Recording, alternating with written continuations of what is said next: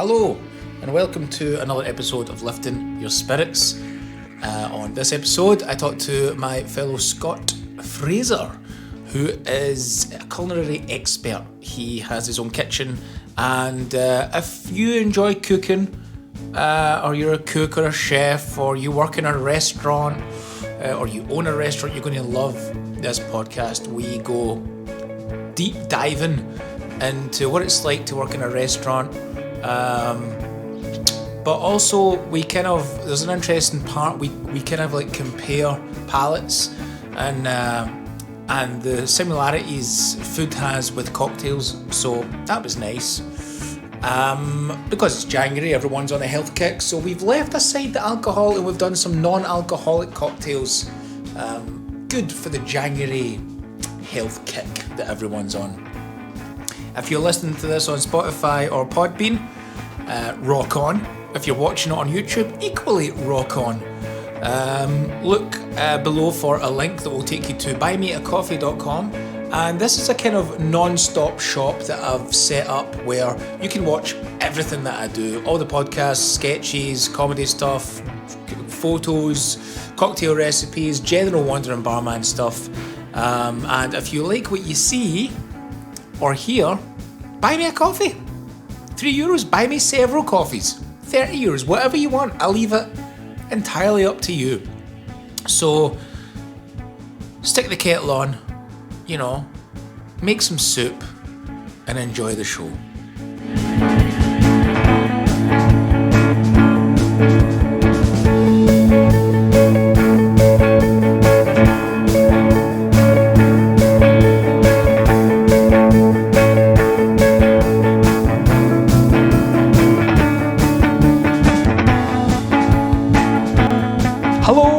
Welcome to another episode of Lifting Yer Spirits.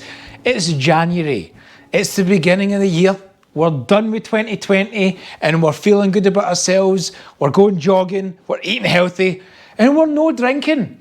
So that doesn't mean that I have no work to do. I'm going to show you how to do a nice January 2021 alcohol-free cocktail. But it's good. It's good. Let me introduce it to you. We're going to shake this up, right? It's going to be really, really easy to do. We're going to take some fresh pressed grapefruit juice. We're going to put in 4 mils, 40 mils, 4cl, right? I'm making 2 today because I want to join my guest in this lovely alcohol-free. I'm also on a bit of a health kick.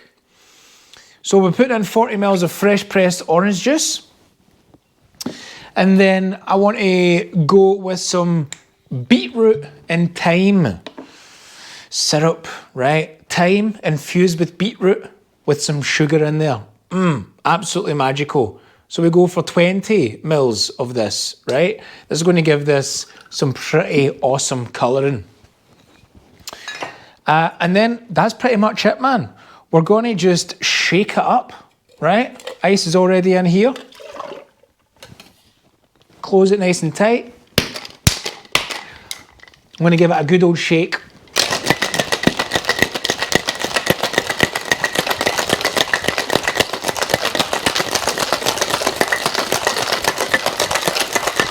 There we go. Give it a wee cheeky taste. Oh, earthy and fruity. Quite sweet though. But to give this an extra kick, I'm going to add some nice ginger beer using my wonderful bottle opener. Open that up. Just add a tiny wee bit in.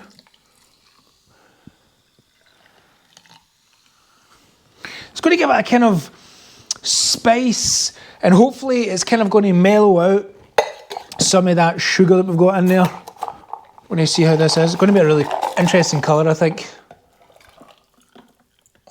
Brilliant. Fantastic. Oh, yes. Yes. So, I just want to top this up with a little bit more of our ginger beer.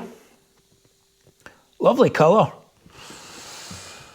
And then I kind of just want to garnish it with a wee couple of berries. And then, because it's all sustainable here at the Wandering Barman, I'm going in with some glass straws. Oh, I can't wait to show you these to my guest and you to my guest. Let's join them. Let's get these on our special little... Oh, I mean, come on, guys. Is that not what you want? Does that not just look healthy for January? Let's do this, man. Let's see our main man. So, this guy is a good pal of mine, also from Scotland. So, you know, any foreigners in there, be careful of the language barrier. He owns his own restaurant. He's one of the greatest cooks that I know. And he's joined me here today, man. Hello, Fraser. Hello, Chris. Thanks very much. Cheers. Excuse me, where can I get myself a drink?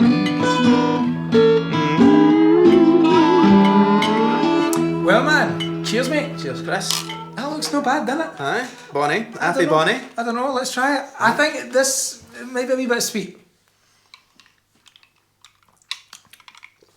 Aye. Bit sweet. It's sweet. But It's not bad though, eh? grapefruit and beetroot is a combo. Can you taste the thyme? Yeah, definitely taste the time. The glass straw, are you a fan? I do like the glass straw actually. I like the mouthfeel of it. It's nice. See, I think, you know, sometimes because we work in the industry of the bar world and the restaurant world, these have been the last 2 seconds in a bar, you know what I mean? But No. I'd love it if they did. You know? See, we use stainless steel ones. Aye. I've got them as well just there, but They work. they're alright. They're Aye. alright. But yeah, there's something nice about it. It's got a big, you I know. it's in your mouth. You do. It's just, there's a nice, I don't know if you can get that on camera, but there's a nice sound to it in the drink. Compliments the ice cubes. It does, it does. Compliments the ice cubes. Oh, that's shite. Mate, no, this is exactly something that I want to talk to you about because just to kind of briefly introduce you, you're one of the best chefs I know. You've got your own flagship restaurant, you and your lady. Yeah. Up, so maybe tell the people about it, man. Where is it, and what's the philosophy? What's the concept behind it? Well, as you know, it's Hirsch Hase, which is in, well, some people call it North Mitter, but it's if you ask everywhere around there, it's Vedding. Yeah. So it's basically the whole idea was that when Emma and I went traveling around the world, we were thinking about what we were going to do when we came back, and we decided that it was time that she wanted to have her own bar and I wanted to have my own kitchen. Boom. So together, bars and kitchens become gastropubs. Okay, nice. And that was the basic idea that we had when we set out. So how do you describe what you cook? What kind of kitchen is it? The way that I cook is mostly based on nostalgia. Right. Things that I ate when I was younger, or things that I cooked when I was in my early career or starting out, or even slightly later in my career. But that I tended to in towards fine dining in a sort of later on in my career. Mm-hmm. But in the early part of my career, I was cooking a lot of Scottish food. Mm-hmm. And basically that's something that you don't get here, and the flavours of Scottish food are very reminiscent of home to a lot of people across lots of different backgrounds. You know, a lot of people, when I cook haggis, for example, and give it to Germans, they tell me that it tastes like something that Oma would have cooked. Right, okay. So a lot of the food that I cook is kind of revolves around the feeling that somebody that cares for you is cooking for you. Right, okay, so that is quite a big philosophy behind it. Do you think, I always have these jokes, I always joke like on stages and stuff that my palate used to be like a Gas Mark 5 palate, you know, onion rings, wedgies, or turkey drummers, fucking spaghetti hoops, that kind of stuff, right? Okay, yeah. So that's nostalgia for me in a way, right? Yeah. But and I always talk about how the Italians have got like food and it's the meaning of life and it's all like osso buccio and all this kind of stuff, right? How can you sum up Scottish taste at all? Like on the mouth, I mean, like on the palate? I think it's... Because people, by the way, just to interrupt, people that aren't Scottish the first thing that springs to mind is always like, you deep fry everything. Yeah, I deep fry a lot of things. You do. I do. I like deep frying things. But just because it's deep fried doesn't mean that everything has to look beige and everything has a similar taste. That's correct. You know. But in general principles of Scottish kitchen there's two things. There's two seasons in Scotland. There's shite weather and there's the week that the sun comes out. There's shite weather and the days that are not shite. Aye. Okay. Which are like 3 to 4 weeks over June, July, August. I'd say Sometime so. there's about 3 weeks in that whole 12-week period that it's not shite weather. Yeah. So in those few weeks, then the cuisine is very light and fresh, and it's like, you know, lots of seafood, scallops, lobsters, langoustines, all that sort of stuff with sea herbs and that sort of nice, light, bright stuff. The rest of the time, it's get a grizzly old bit of meat and stew it out with tatties and onions and carrots and root vegetables and turnips, which we call neeps and everybody else in the world calls swedes. Interesting, right? Okay. English people watching, if you're looking to use a neep, don't use a turnip, use a swede. Right, okay. Top tip. There we go. Top tip of the night. Worthwhile me coming on this show to tell everyone the difference. Yeah, man. So that's kind of slow braised food, stews, pies, like proper pies. Aye. Good short crust pastry or watercrust pastry and a nice braised filling with rich gravies and things like that. That sort of thing. It's similar to English food, really. It's kind of... the Germans have got a good word for that. I think it's Herzhaftig, or is it? Anyway, sounds right. Let's go. Herzhaftig. I need to start owning shit a lot more in these kind of things. You know, it's hearty food. Hearty. It is hearty food. It's to keep you going when it's your one meal a day. Yeah. You know, and a lot of it's cooked in one pot over the fire. That's where the traditions come from. Right. Okay. And then you get your leftovers, so things like stovies, which is your leftover meat and tatties and stuff, and all cooked together in one pan. So I never knew. I'm from like just outside Glasgow. What's it called? It's called Cumbernauld. Cumber-fucking-nauld. And I never knew what stovies were at all. Like we never got that. And quite frankly, and correct me if I'm wrong, Cumbernauldians. Cumbernaudonians. Cumbernaudonians. I quite like that. Good one. Two made up words tonight. So, I went up to Aberdeen, to study for 4 years when I finished my school. Before I came to Berlin, that was my transitional bit. And that was where I found stovies, and that was where I found proper bakeries, and that is where I found proper sausage rolls, because... and mince pies and all that. Like, I'm talking, your sausage roll is literally mincemeat and onion and that good stuff, you know. Whereas I just grew up genuinely with Greg's as my baker. Yeah, it's not a baker, man. I mean, I delve. It's one of the first places I visit when I get off the fucking plane in Glasgow. I'm no stranger to Greg's either, but I'm from Dundee. Yeah. And these sorts of things, pastries and that, are definitely more of an East Coast thing, I think. They are. Some people might correct it, but like... I think they are. Like Bridie's come from Forfar, which is 45 minutes away from Dundee. Mm-hmm. And all over the East Coast are great little independent bakeries that have all of these amazing things. Bridie's, steak pies, sausage rolls. Yeah. Their own donuts, like the best donuts in the world. And there's a chain of bakeries that have one in Dundee, one in Cooper, which is in Fife, and also St Andrews. And their custard donuts, anybody that went to Madras College would swear blind that the Fisherman Donaldson's custard donut, fudge donut, sorry, it's filled with custard. Right. That's one of the best things that you could ever eat in your life. Is it? You know how the Portuguese have these little tarts? Do you remember what they're called? Shit. Custados? Custardo tartos. Custado tartos? Aye, those ones.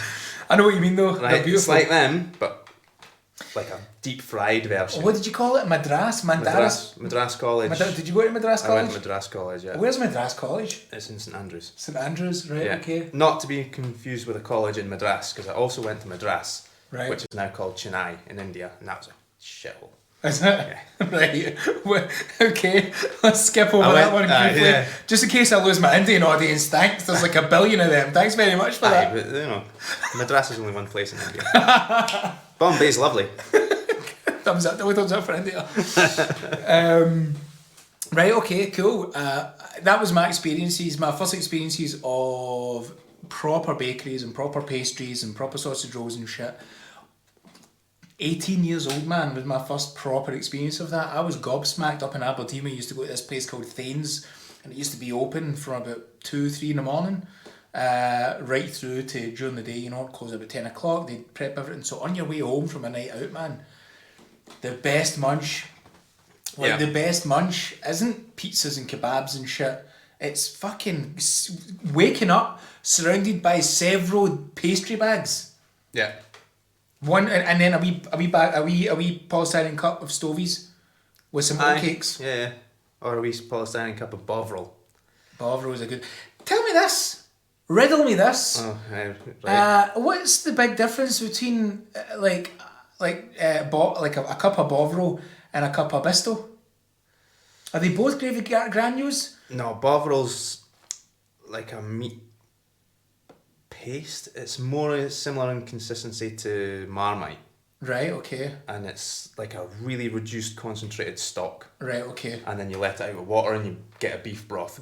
Gravy granules are like flavoured, I don't know. Yeah, right, okay. Because I just thought, I've been tempted just to make a cup of bisto and watch the football. I mean, you couldn't argue against it. Totally. But it's not bovril. It's not quite. But it's not the same bovril. thing. It's not bovril. It's not a bovril, but yeah, that's the main difference. Bisto is a powdered gravy granule, because and Bovril's a meat concentrate. Bovril is the thing that you get. That is how mental Scots are. We just drink a cup of beef stock. Yeah. But there's nothing else more to that story. No, that's it. And you get it predominantly and mostly at the football. Rugby, do you get it at rugby? Rugby are a bit more kind of. You'd get. I'd say rugby's a wee bit more. A wee bit more highbrow. I'd say a wee bit more highbrow than your local St Mirren team or your. Aye, Dundee. I don't know. Pies and bovrils was the thing. Eat a pie while drinking a stock cube. Essentially, yeah. Which is nuts. But there you go. How did you go from that nostalgia, from that kind of area in your life, right? Because we're all from there. Yeah. To doing what you do now and the kind of what was your journey, man? Because I'm very interested on two things. Like, one, that journey of you personally and where you went and how you got there and who you met. But I'm also interested in how your palate progressed, because it's not really something you're necessarily born with. I don't know what your view is on this, but I'm not a big believer in that. Oh, you're born with a good palate or whatever. And I think it's something that you can definitely train up, and someone you can definitely train it. I mean, if you look at someone can talk you through. This is the sweet bit. This is the citrus bit. This is where bitter is. You know. Yeah, I mean, you need to educate yourself. I mean, everyone can probably taste these things. But you need to train yourself, or be trained, or be educated in identifying what you're tasting. That's right. You know, because if you have, let's say, if you have a gin and tonic, right? And you taste gin and tonic. Yeah. You can taste all the flavours in there, but if you're not encouraged to think about it. Yeah. Then all you think of is you're tasting gin and tonic. Well, if you're not encouraged to think, there's a flavour in there that's tonic, there's a flavour in there that's the gin, there's a flavour in there that's the citrus, whichever one you put in, or botanics with cucumber, and then there's all these other things. So maybe that's quite a good thing. So you need to start off knowing what gin tastes like. Yeah. So then you taste the gin. You need to know what tonic tastes like. You need to know what citrus tastes like.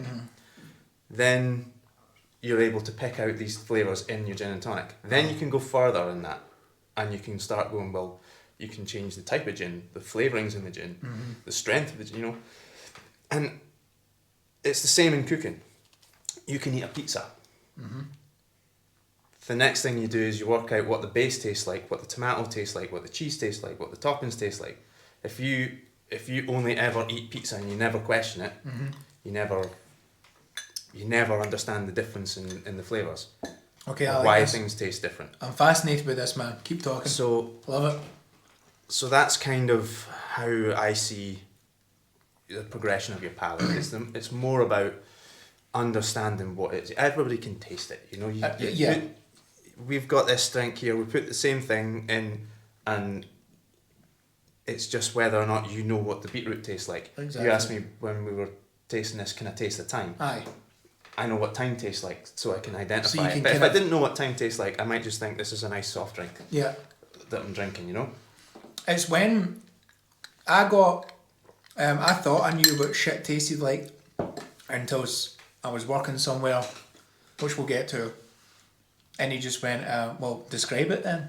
And I was like, oh, that's game-changing shit, because you're right, you can taste and you can identify up to a certain point, but when someone says describe it, you know, I don't know if you were ever in a situation in the many kitchens that you worked in, like, did anyone kind of put like blindfold you with different herbs and you had to taste the herbs, or do taste tests, anything like I've that? done taste tests Those are a nightmare, before, man. yeah. They're really difficult. They're really difficult to do, man. Especially when the difference is so subtle. Indeed. So when I done it, and it's a bit of a initiation, I'd say, a little bit of an initiation process depending on where you are. So just on that note of what your journey is and how you get your palate and stuff, for me, it was at this one place called Windhorst, which is a really good cocktail bar on Dorotheenstrasse, it's called. It's up close to Friedrichstrasse, S-Bahn, and it's just off one of the side streets. I got a job there. One of my pals recommended me, and he told me I knew one, man. I worked there for about a year, and it was a great year. I learned so much, you know, but it was a nightmare working there and with him, because he was just so needed. He needed everything to be absolutely perfect. Which, why wouldn't you, right?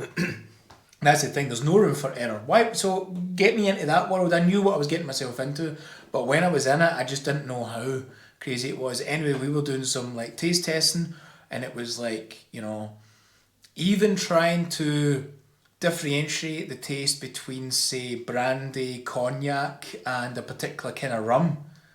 It was extremely difficult, man. Yeah. Obviously, you put fucking brandy, tequila, you know, I don't know, what, some sort of liqueur or whiskey, you know. But when you're starting to, you know, can you taste if that's rye whiskey or bourbon? It gets pretty mental, you know. And once you start identifying those flavours, then you can really start you can deep dive into how a Manhattan might taste like, and if there's too much sweet vermouth in there, or if is it too heavy on the whiskey? You know, for a cocktail barkeeper, it's one thing identifying if something is too sweet or too citrus or too bitter, but trying to identify the balance within the drink of the alcohol that's in there is it takes practice, man. You know, it takes a lot of practice. I'm assuming food is very much the same. I don't know. Yeah, it is. Like I'm talking. I'd say I'd say like for a cocktail, it's in a glass, and for you guys, it's on a plate. Does it to be balanced on that plate? How does that work? There's on one hand, it's a little bit easier when you're talking about food, as like, particularly, you know, you've got the main flavour profiles like sweet, sour, spicy, salty and stuff. You know if it's too spicy. You know if it's got too much or too little salt in it. You know. I don't think everyone does though. Well, because then it gets depends. because it's the subtlety of one's palate. Yeah, you know. You can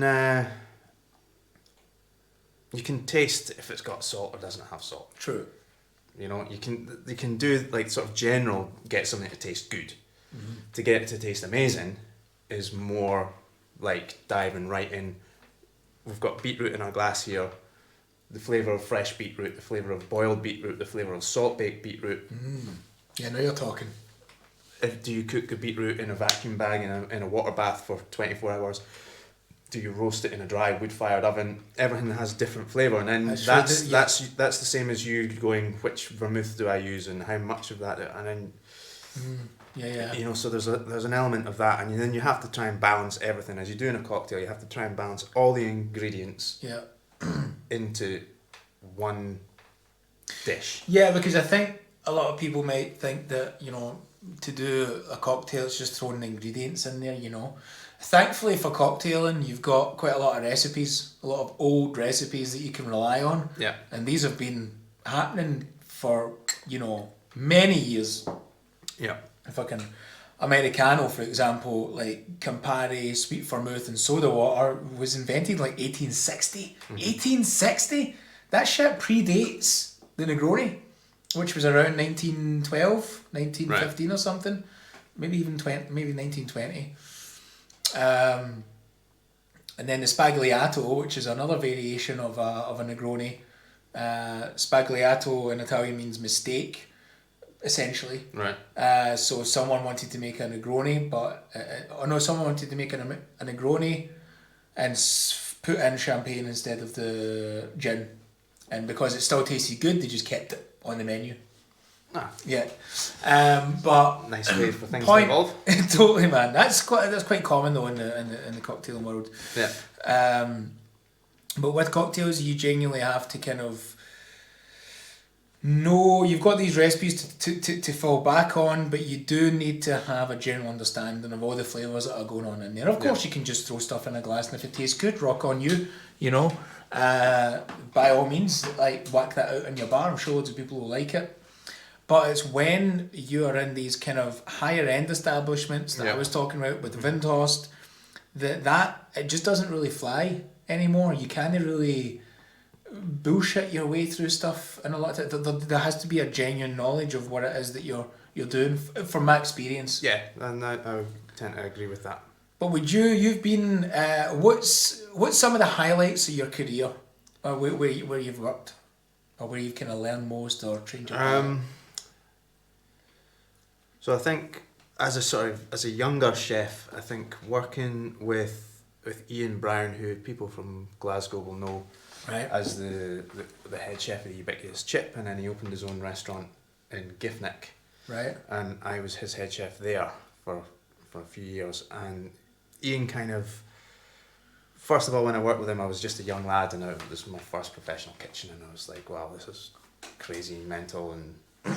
By the way, I'm assuming Madras College is some sort of cookery school or something. No, it's just, it's just a school. Just a school. Okay. Right, okay, cool. We didn't make curries and stuff like that. I don't know why I made that connection. But so was this? So, how did you learn cooking, or did you? No, I went to university in Glasgow, and I was washing dishes in St Andrews, and I walked into the Ubiquitous Chip, and I asked them if I could have a job, and they put me in the kitchen. Wow, cool, right? I love that. I just sort of, I would say I took to it, but it took a few years of just bouncing between crap job, and finally I got the opportunity to go and work with Ian again. Right, okay. And what was that like?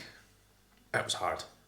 In what way? He just right. I wasn't a young student anymore. It was serious, and this was Ian's own restaurant, and he just took me to bits for everything that I thought that I knew, and all the, I thought I was so good. He just destroyed me and put me back the right way. Oh man, that's and that really, was one of the best experiences of my life, working with Ian, because he taught me.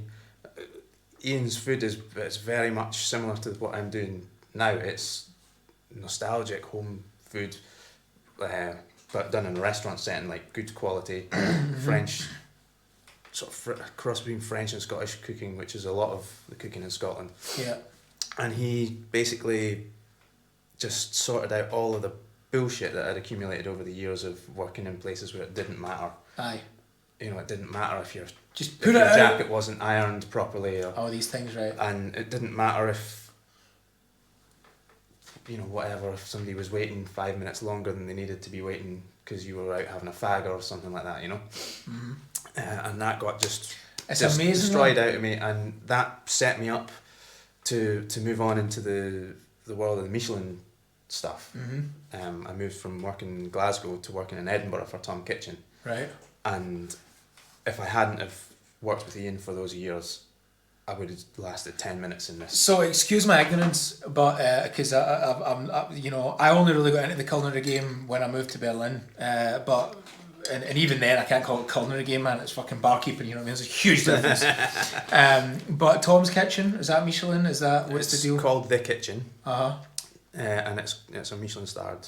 It's a Michelin star place, right? And it's one of the best restaurants I've ever eaten in. Aye. And just a fantastic place. The fish. In fact, all the produce is the best produce I've ever seen in my life. Wow. Where's it? Is it all locally caught or what? It's not all from Scotland. I mean, they get like pancetta and Sure. and things like that, or champagne they use and things like that. Yeah. But the fish is all local fish suppliers, and the scallops come hand dived from Orkney. Oh. Langoustines get caught on Skye and sent down the next morning or overnight. Yeah.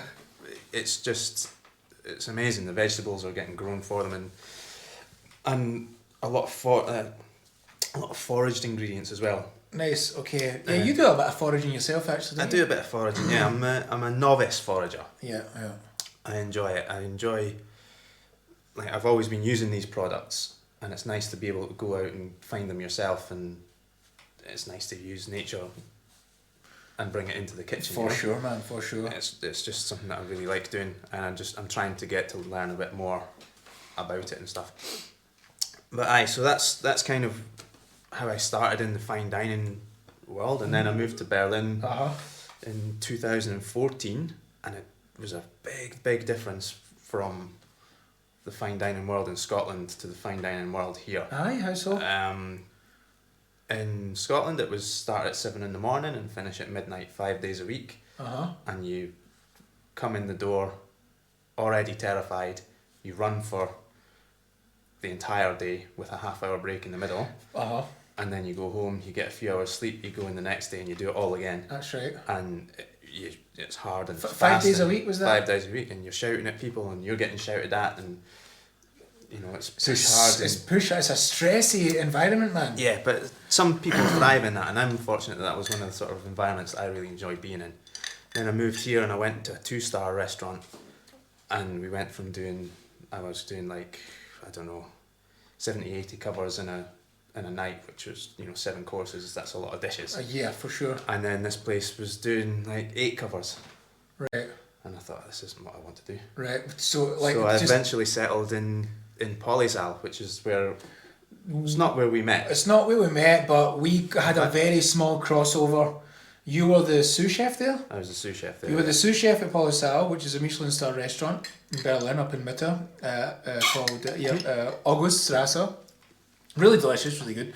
You left and I came in maybe 6 months later. I think it was quite quick. Like yeah. Did I not introduce you to Bobby to get you in the first place? I think there was Is that how that worked? Aye, it was something like that. Yeah. Something like that.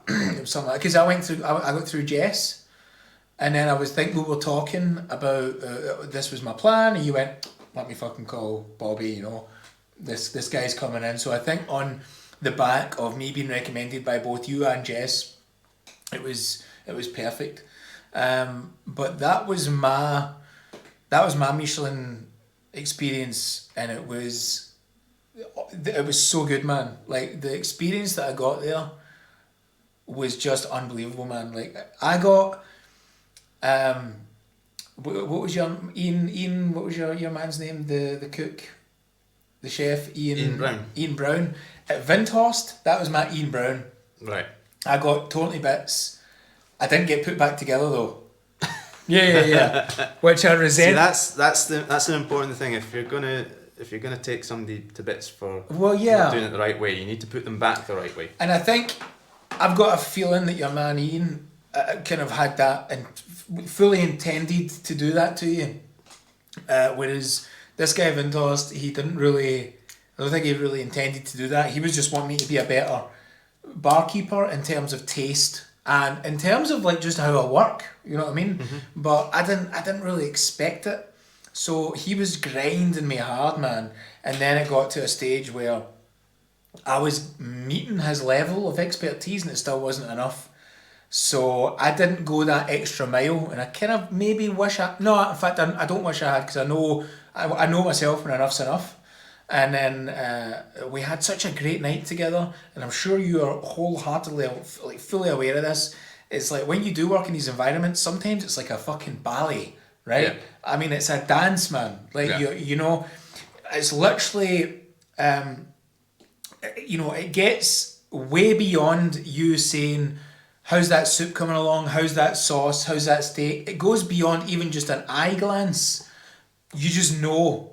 Yeah. If he moves over there, you move in here, and then he takes in your space, and if he's juicing something, like in the bar, you're over, you know, I can't use the juice thing right now, but that doesn't mean to say I can stop, so you're picking up syrups, you're doing stuff. If he's over talking to someone, you're washing glasses. It's just an absolute synchronized, beautiful choreograph. I mean, it genuinely is. Like, it sounds like pure wanky to anyone that's not in that world, but it can get like that. Yeah, that's the dream. That is the dream. And I had one of these days, I had one of these nights, and we had it together. And he said something at the end of the night, bars closed, the place is a mess, it was just me and him cleaning up, which is kind of one of the better parts of the job sometimes, when you've had that. You're not cleaning as you go. It's been so busy that the door's closed, bye, thank you, the place is a mess, you can have a beer together, smoke a cigarette, and just clean up. And he just said something to me, it just set me off, man. He was like, yeah, you're something along the lines of like, I wish you were better so that we could have done more money or something like this, you know? And I hadn't ever worked that hard up until that point in my life. I was sweating, there was no food, there was no breaks, it was like a proper 12-hour shift of just moving, right? No moment to do it, it was just movement. And I just went, and it was at that moment that I was like, man, I don't think anything I can do for you is going to be good enough, man. Like, I think you're wanting to try and break me. And I said those words to him, and he was dead offended. He's like, I don't want to break you, man. I can't believe you think I want to break you. I was like, mate, if I work the way I work tonight, there was no mistakes, no cocktails sent back. We fucking done great takings. We were working as a team. I don't know, like, what else you can get from him, man. And it was after that I had to kind of move on, and I worked in a few different bars trying to reach that level that he was kind of teaching me, and then I found myself in Polysal, and I'm so thankful for what Vintor's done to me. You know what I mean? In retrospect, at the time it was pure shite, but because if I hadn't have had that, I would have been laughed out of Polysal in the space of a week. Yeah, I mean, you need to. Sorry for that rant there, but it was a memory, memory that got me, man. Okay, so just briefly then, just to finish off this wee topic of culinary journey, you were working in Polysal as sous chef. That was going well for you. You kind of decided to kind of leave there because you wanted to start Hirsch Hase. No, that was a while before I left. But a while before we decided that. Well, you went travelling for a year, actually, didn't you? Even before that, we left it. I left Polysal to go and make haggis at street food markets. Ah, right enough. Which was a shite idea. Right, okay. And you still make banging haggis though. Oh, you do make banging haggis. I'm the only one that makes it, so it's your only choice. Yeah. We went back. Me and Emma. We went back to Scotland. When I say back to Scotland, I went back to Scotland and Emma came to Scotland. Right, okay. Was that the first time in Scotland, though? No, she'd been... No, but it was kind of living there. She'd been to see my family and stuff. I'm getting my timeline all confused here, man. That's right. It was like Polysal, then travelling, and then you fucking worked up in Isle of Skye for a summer. No, other way around. We went to Skye first. And then travelled? And then travelled. I thought you... right, fair enough. We worked... You saved up all your money to go travelling. Exactly. Yeah, that's how it goes. Yeah, okay. We worked a season up on the Isle of Skye. Wow. It was just amazing. Some of the most incredible produce. Like, I was telling you about the langoustines that would come from Skye. I wrote it down. You were getting them before Tom. I was getting them. I love that. The fisherman was calling me on the way back in. As soon as he came in, signal, I said, give me 2 tubes of langoustines, and then he'd bring them to the back door, I'd give him a beer, and... Aye. I Lovely. You know? And you're sending pictures to your Michelin star restaurant, Tom, going like that, I got your fucking legacies before you. I've got them first. When's our pressure? Aye. No, it was really quite amazing, the food that was getting up there. Yeah, cool. And yeah, guys were coming in with like deer and shit, weren't they? yeah, you're not allowed to say that though. No, okay, fair enough. No, they've come, backdoor business, you know. No one in Sky is going to be watching this, mate, don't worry about it. And no tax people and police officers, and if you are, you can all fuck off. I know, I was getting, people would come to the back door like there'd been a bit of dodgy business going on. Shooting a couple of rabbits and that. Still pretty amazing produce. Right, okay, cool.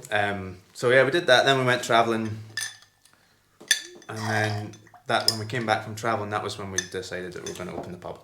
Okay, cool.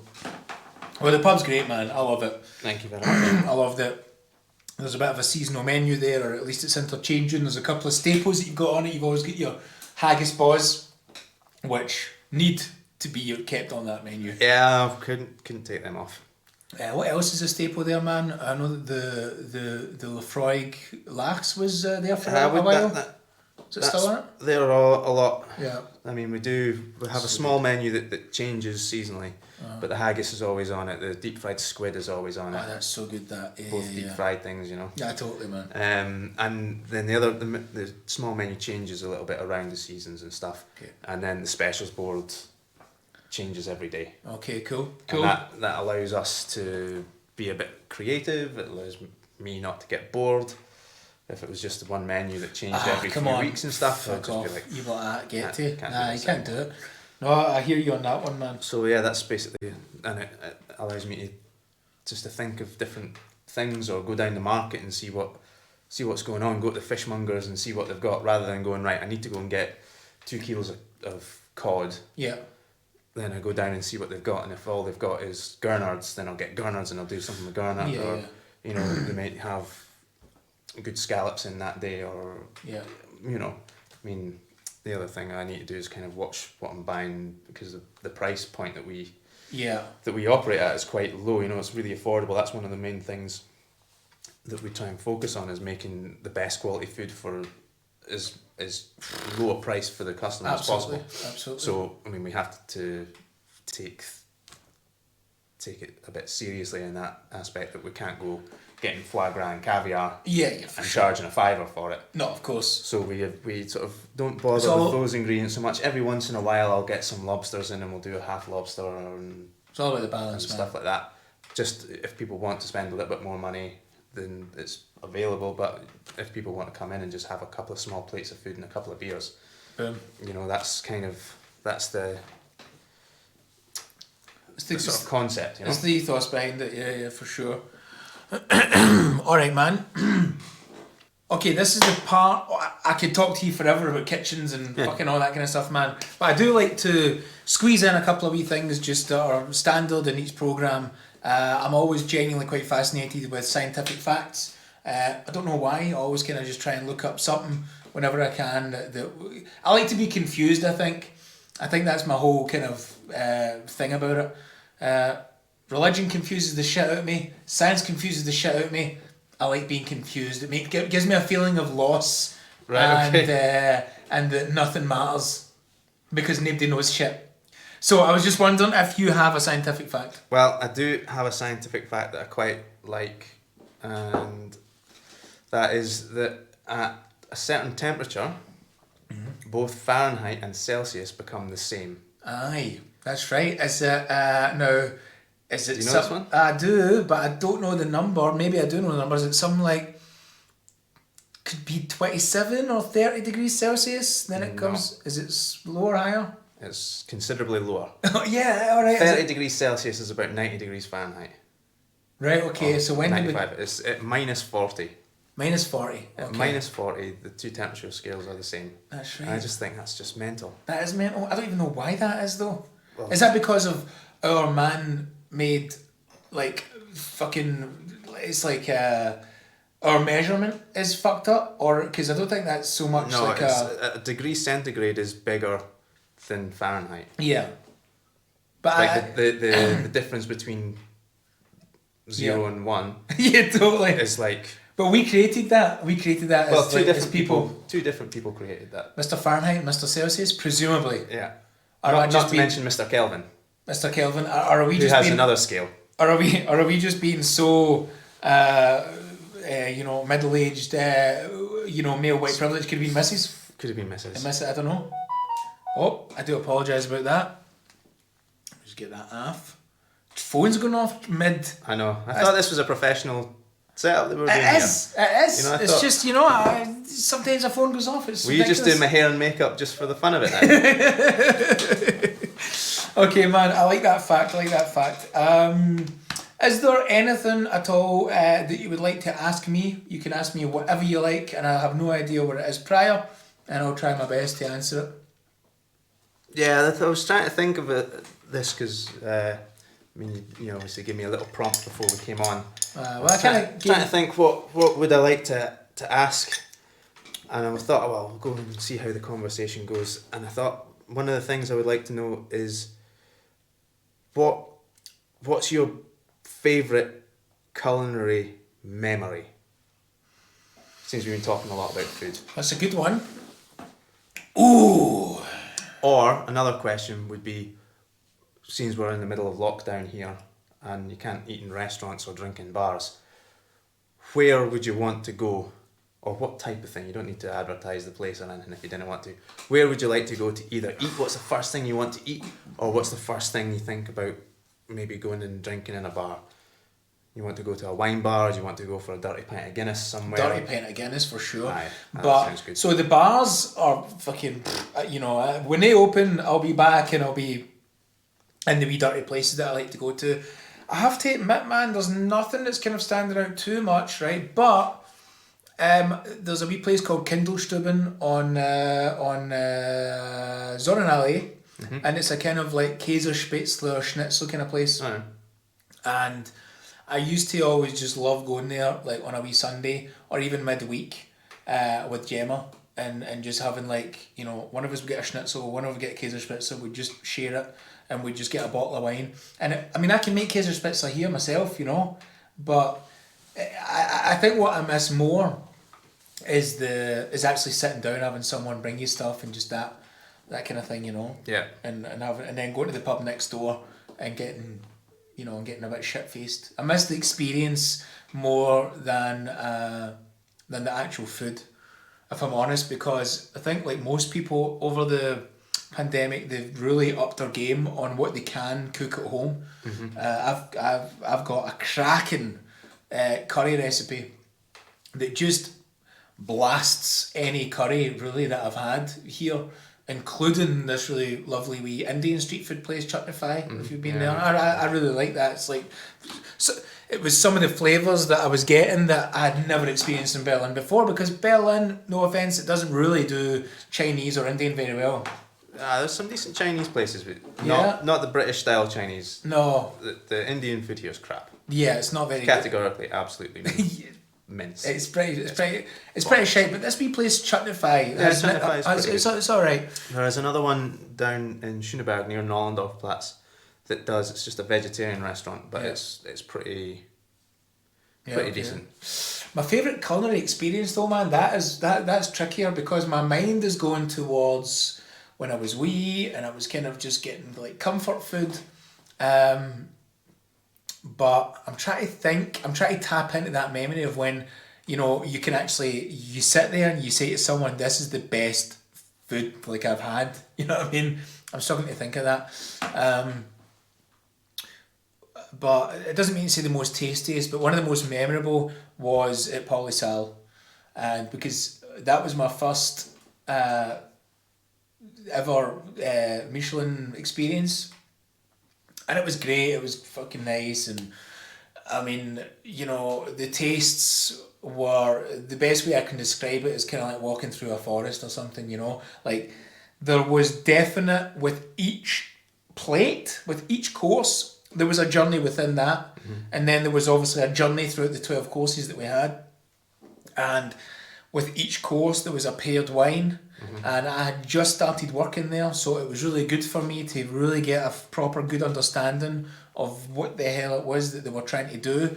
but it made it more memorable that when I asked for the bill, there wasn't a check in the wallet, you know. they just gave me it on the house because I worked there. And I don't think they do it with most people, I think, but if you've started working there, they know you're going to be there for a while. They want to kind of also show you exactly. But I expected to pay 50% or I don't know. But that was good. Yeah. Because that was about 700 quid. I mean, a 700 quid meal, mate. But, you know, I was willing to, I knew I was going to get some sort of discount. So I had my card on me, man. It was all going to be good. It was me and Gemma that went. And then we just sat at the bar and drank cocktails afterwards. Spent €700 in the bar. Didn't get paid that month. Oh, what happened to my check, boss? Well, you were here eating, weren't you? I was like, oh, fuck, no. All right, man. In our little kind of wind down and lifting your spirits, have your spirits been lifted? They have, yeah. In the course of the past 40 minutes to an hour? Aye. Yeah. It's been good to just have a bit of a blether and... Totally, man. You know, we don't really get a chance to do this outside of, well, recently it's been coming up to the pub or me being papped out the door of the minibar or, you know, so it's nice to actually get a... Yeah, the minibar's one that I miss a lot. Yeah, I'm looking forward to just... See, I quite like going out drinking on my own sometimes. I don't need to really be around a lot of people. Don't get me wrong, it doesn't... Makes it sound really, really sad and I go drinking on my own all the time. Not at all, but once every 2 months you can go out with like, you know, 100 quid in your pocket. You can be like, I'm getting shit-faced tonight on my own. I'm going to go wandering around Berlin and go to all the bars where all the people that I know work. I love that.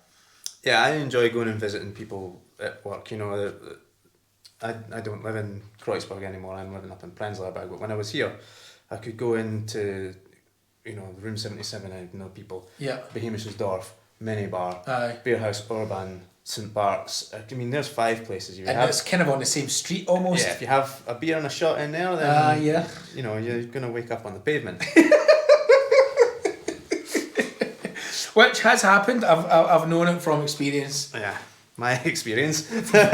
from your experience. Yeah. I've known it from your experience of literally falling out the door of the minibar in your boots. Me having to wake you up, leaning against a fucking moped. Getting you up the road. I've never seen someone in my life successfully get up the road but with their legs just crisscrossing. You were like a wee octopus. He's making it all up. Anyway, man, how can people get in touch with your restaurant, man? Give a shout out to how can they get you on Facebook, Instagram, websites? Yeah, well, at the minute we are on Facebook and Instagram. We're in the middle of investigating how to come off of the social media. Interesting. How come? Because it's run by wankers. It's totally run by wankers. Not that this isn't going out on social media. I don't fucking give a shit. The problem is that they've got such an overhaul. They just fucking, they've got you by the scruff of the neck. Yeah, so we don't want to be part of that anymore. So we're gonna sort of be more involved with our website, updating it more regularly, having a blog on the website. Yeah. And we're going to create a newsletter so you can subscribe to the newsletter. Mm-hmm. And to be honest, that's all right for us because we're not trying to grow our Facebook following anymore. Yeah. We have our regulars and our customers, and those are the people that keep coming back, and those are the people that are trying to support us. By the way, thank you very much to everyone that supports us over the lockdown. Yeah, absolutely. And to everyone that's supporting everybody over the lockdown. But we don't need to be trying to get 10,000 likes on Facebook or Instagram. We're not interested in that. So, no one is, man. So really, at the minute we are using them because we haven't quite got up to speed with the website and stuff yet. But we will be doing it on that. The best way to come to get in touch with us is come down. Yes. When we open up again, physically go. Come and sit at the bar, have a beer, talk to one of the guys behind the bar, if Emma's behind the bar, or one of the other barmen. All our barmen are well experienced barmen and love when people sit and chat to them. Especially if you're really boring, Mo loves it if you sit and talk to him. Just tell him anything that you want. Okay, man, cool. No, I have to admit, man, I'm on the same page as you. in terms of the Instagram. Unfortunately, with my career choice, I'm in this huge battle of these kind of try to get followers, try to get likes.